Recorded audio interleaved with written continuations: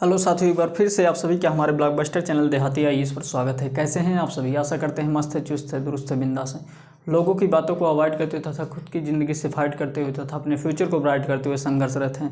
ऐसी ही आशा हम अपने प्यारे विद्यार्थियों से करते हैं। तो चलिए दोस्तों, ज़्यादा टाइम बर्बाद ना करते हुए, ज़्यादा वक्त को समय नष्ट ना करते हुए आज के हम सेशन को स्टार्ट करेंगे। और आज का हमारा जो टॉपिक है वो बहुत ही खास टॉपिक है।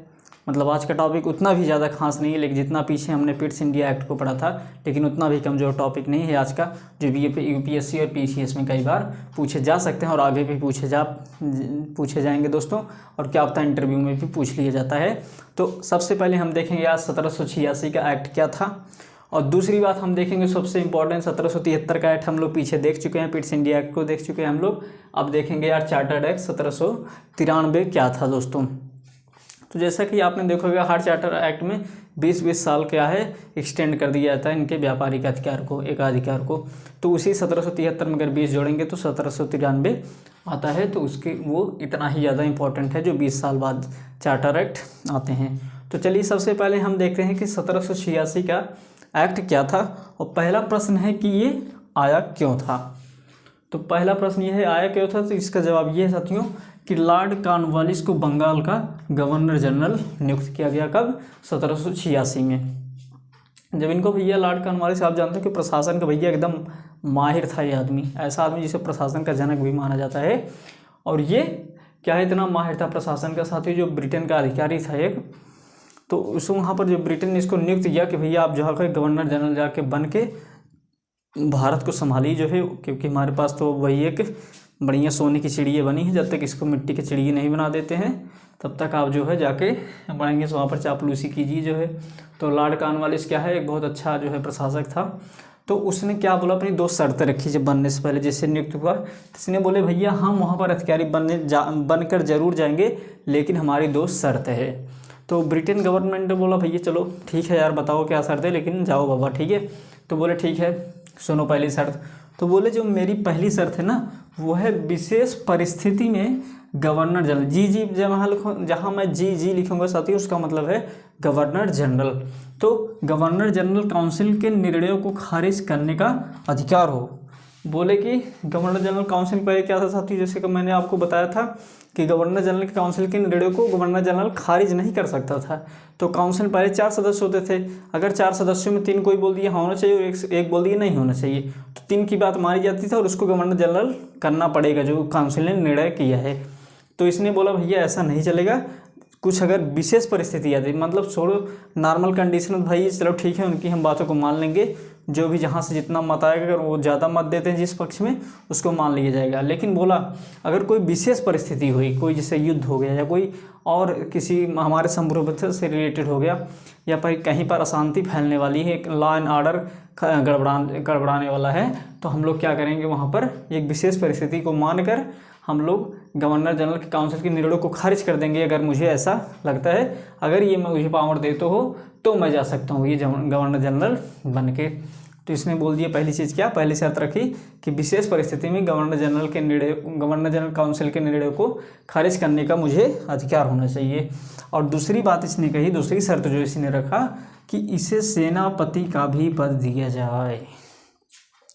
ये बोला मैं सिर्फ गवर्नर जनरल नहीं रहूँगा, मैं ही सेनापति भी रहूँगा वहाँ पर। ठीक है, पता लगा मैं यहाँ पर गवर्नर जनरल हूँ, मैं निर्णय दे दिया हाँ चलो वार करो, और सेनापति क्या बोला कि अपनी सेना रिटर्न बोली नहीं आज मेरी तबीयत खराब है यार, फिर कभी वार करते, पता लगा घुस खा के बैठा हुआ है। तो बोला ऐसा नहीं चलेगा भाई, मैं ही गवर्नर जनरल भी रहूँगा और मैं ही सेनापति रहूँगा, ताकि युद्ध करने में कोई दिक्कत न हो, ताकि मैं अपने फैसलों को पूरी तरह लागू कर सकूँ। ठीक है, तो इसकी सोचो इतना इंपॉर्टेंट आदमी था ब्रिटेन गवर्नमेंट की नज़र में, इसकी दोनों शर्तों को दोनों लोगों ने मान लिया, मतलब वहाँ की सरकार ने इसकी दोनों शर्तों को मान लिया। और दोनों शर्तों को मानने के बाद दोस्तों अब सोचेंगे ये आया तो ये था, लेकिन इसके प्रावधान कहाँ गए। 1786 में प्रावधान क्या थे। तो 1786 का उतना इम्पोर्टेंट एक्ट नहीं है, लेकिन मुझे लगा क्योंकि यहाँ पर हमारे टॉपिक्स में हमारे सिलेबस यूपीएससी सिलेबस में इसका जिक्र है, तो मैंने वो समझ के बताया आपको। इसका रोल दोस्तों आगे 1793 में दिखेगा। आप सोच रहे होंगे इसका प्रावधान क्या है, तो इसमें यही 2 प्रावधान भी हैं, इसके अलावा कोई प्रावधान नहीं है, इसमें यही 2 प्रावधान भी हैं। यही इसकी 2 शर्तें जो थी यही इसका प्रावधान बन गई। तो इसी प्रावधान मतलब इसकी शर्तों को ही तो मनवाने के लिए प्रावधान आया था। ये बोला कि आपके मानने से कुछ नहीं होगा, मुझे लिखित दीजिए। तो इसी की शर्तों को मानने के लिए सोचिए एक एक्ट बनाया गया जिसकी शर्तों को उसमें डाला गया। अब चलिए ये आप चीज़ें समझ चुके हैं 1786 का एक्ट क्या था। अब हम देखते हैं कि चार्टर एक्ट 1793 क्या था। चार्टर एक्ट अगर 1793 देखें तो इसका पहला प्रावधान था, जो शक्ति कॉर्नवालिस को दी गई थी आगे सभी गवर्नर जनरल को मिलेगी। जीजी मीन्स गवर्नर जनरल को मिलेगी। तो यहाँ पर क्या कह सकती है, जो ये दो शक्ति हैं जो गवर्नर जनरल को मतलब कॉर्नवालिस को दी गई थी, लॉर्ड कॉर्नवालिस को। तो यहाँ पर बोला गया कि बोले जो ये वाला जो एक्ट था ना साथियों, यहाँ पर सिर्फ कॉर्नवालिस को, इसमें ये नहीं कहा गया था कि मतलब आगे जितने गवर्नर जनरल आएंगे सबको यही शक्ति मिल जाएंगी। इसकी जो दो शर्तें थी, तो इसमें क्या हुआ, इसमें अब से बोला गया कि नहीं भैया, ये जो कॉर्नवालिस को शक्ति दी गई थी अब आगे सभी गवर्नर जनरल को मिलेगी जो कॉर्नवालिस के बाद आएंगे। ठीक है। तो यहाँ पर फिर दूसरा प्रावधान क्या निकल के आता है कि 20 वर्ष का व्यापार अधिकार बढ़ा दिया गया इनका। ठीक है।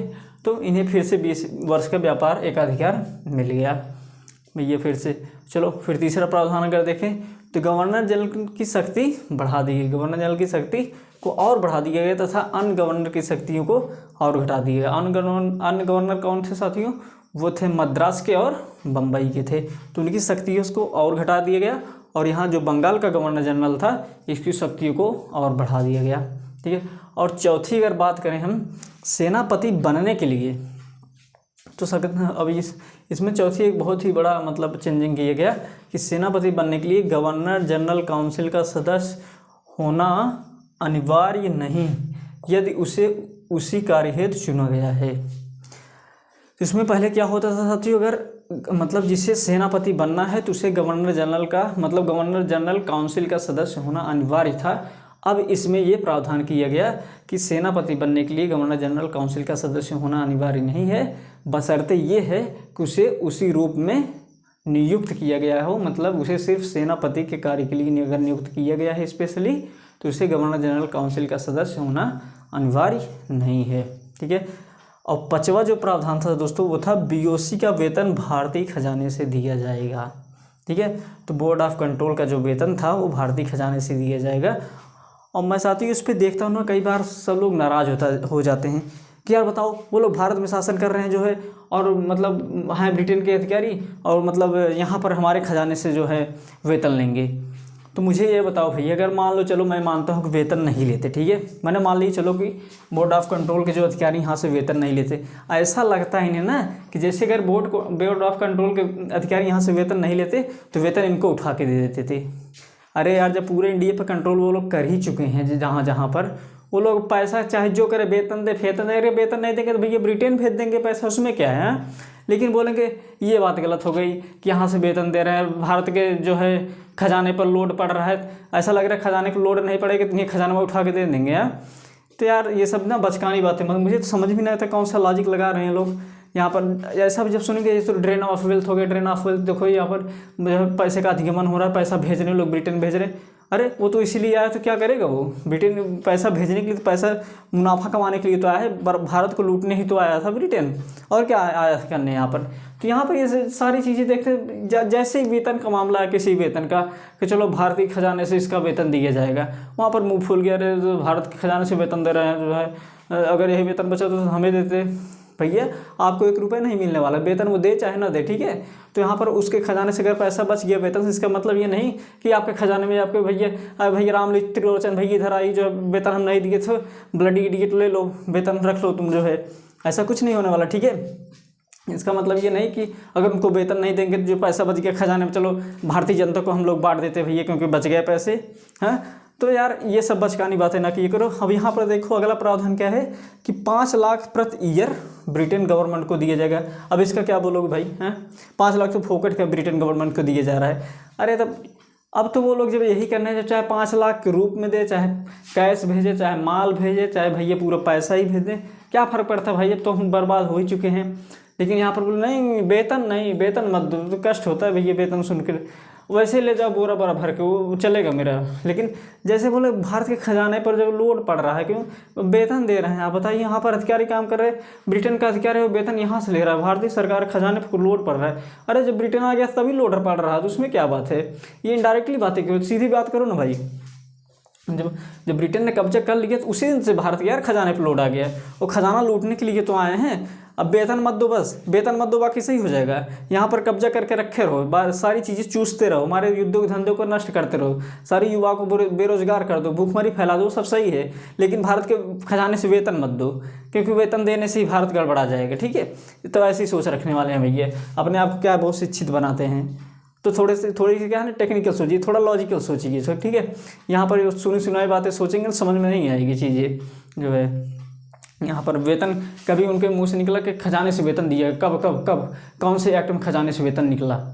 अरे यार खजाने छोड़ो, जब से आए तभी खजाने से निकल रहा है, चाहे वेतन के रूप में निकले, चाहे कैश के रूप में निकले, चाहे माल बोरा भर के निकले कैश, पैसे तो यहाँ से वहाँ भेज रहे हैं भाई। दादा भाई नौरोजी ने ड्रेन ऑफ वेल्थ बताया, ड्रेन ऑफ वेल्थ मीन्स क्या हो गया कि पैसा यहाँ से वहाँ जा रहा है, ब्रिटेन में जा रहा है, बस सीधी सिंपल बात यही है।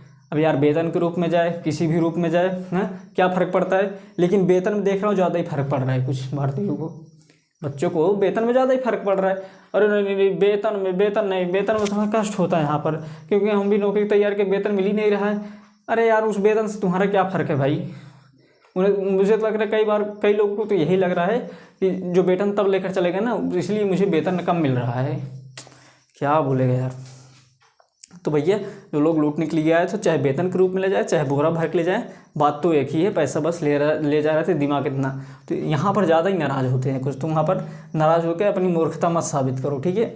और 7वीं बात ये हो गई कि वीटो पावर स्पष्ट किया गया कि किन किन मामलों में स्पष्ट किया गया, जैसे कि अगर शांति का मामला आ गया, अगर गवर्नर जनरल को लगता है कि शांति भंग हो सकती है तो क्या है, काउंसिल के निर्णय को नहीं मानेगा और अपना वीटो, भाई जब हम किसी के निर्णय को नहीं मानते हैं तो वीटो लगा देते हैं। वीटो का मतलब यही है ना कि हमारी अगर वीटो पावर की मीन्स क्या होता है, वीटो पावर हम कभी डिटेल्स देखें, लेकिन अभी सिर्फ इतना मतलब समझ लो।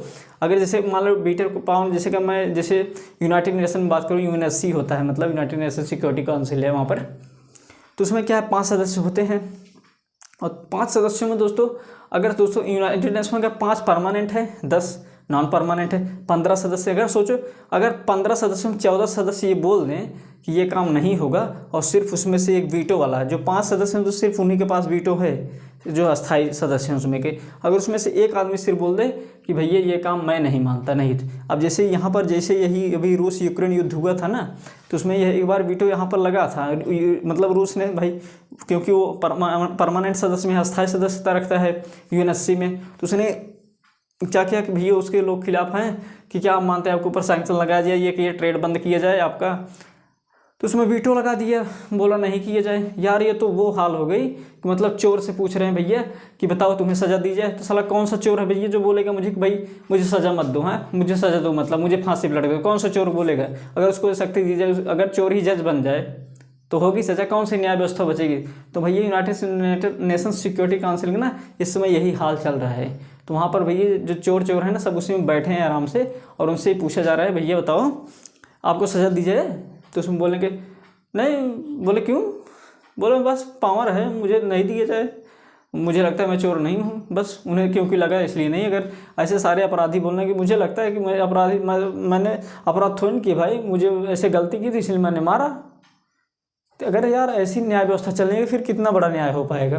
तो ऐसी तुम्हारी ये यूनाइटेड नेशन सिक्योरिटी काउंसिल इस प्रकार की न्याय व्यवस्था रखती हैं, अपराधियों से पूछती हैं बताओ आपके साथ क्या किया जाए, तो बोले कि मुझे छोड़ दिया जाए, बोले वाह वाह वाह अच्छा न्याय हो गया। तो यहाँ पर क्या होगा भैया, वीटो पावर को स्पष्ट किया गया। तो साथियों इसी के बाद देखते हैं हम लोग क्या हुआ, सारी चीज़ें अब चार्टर एक्ट 1793 को भी देख चुके हैं।